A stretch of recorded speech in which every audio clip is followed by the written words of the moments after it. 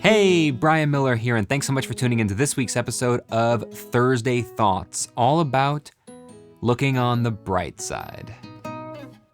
Mr. Brightside by The Killers is an anomaly. As far as songs go, it's not particularly remarkable. It has a standard, familiar British pop cadence. The music theory behind the song is at a middle school level. The guitar arrangement is within the grasp of any 12-year-old that practices anyway.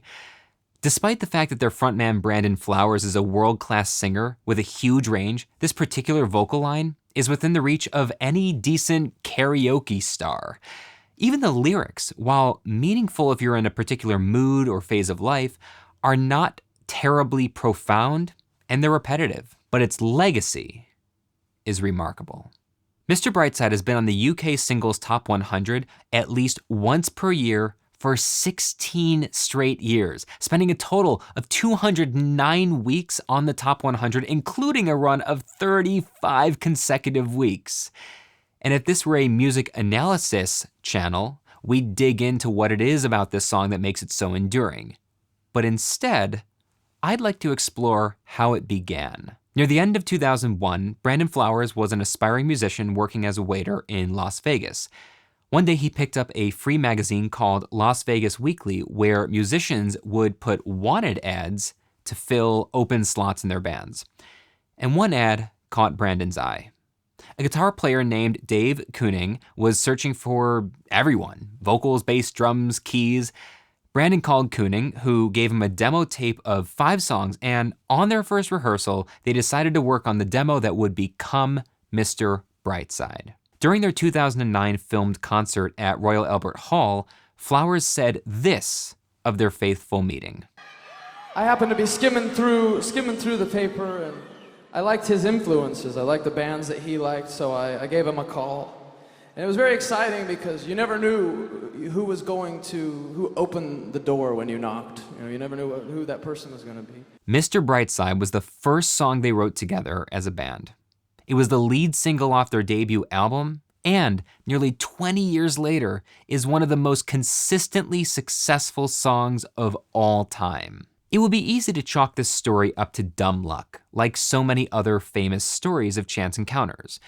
What were the odds Gene Simmons of Kiss was in the club that day Dave, Mike, Alex, and Eddie Van Halen happened to be on stage? What were the odds Steve Jobs would be introduced to Steve Wozniak via a mutual friend? What were the odds Katie Stanton and Susan B. Anthony would meet on a street corner?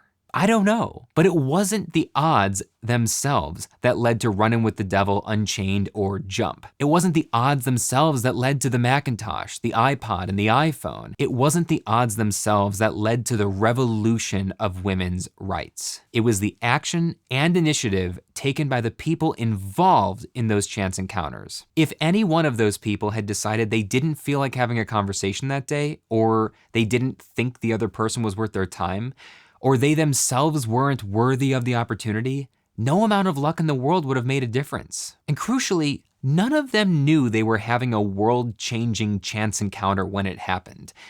I mean, except maybe Van Halen, because of course Gene Simmons was pretty famous. But the Steves? They were just kids. Katie and Susan? They were strong, independent women just having a casual conversation. I'll keep saying it.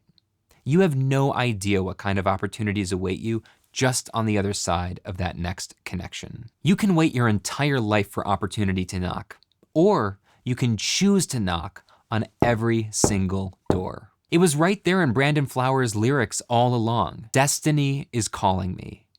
Open up my eager eyes, 'cause I'm Mr. Brightside. I've heard Mr. Brightside called a panic attack in musical form. And in some ways it is, but I think it's the cautious optimism in those 3 lines that keeps people coming back. If you genuinely believe, that every new person you meet is destiny calling, you'll approach those interactions very differently than you would a passing transaction. And in doing so, you start to make your own luck. And that is looking on the bright side.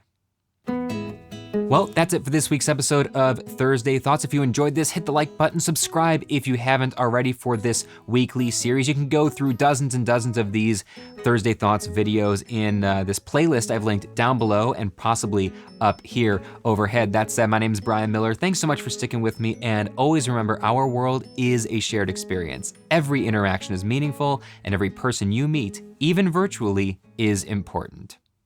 And we'll see you soon.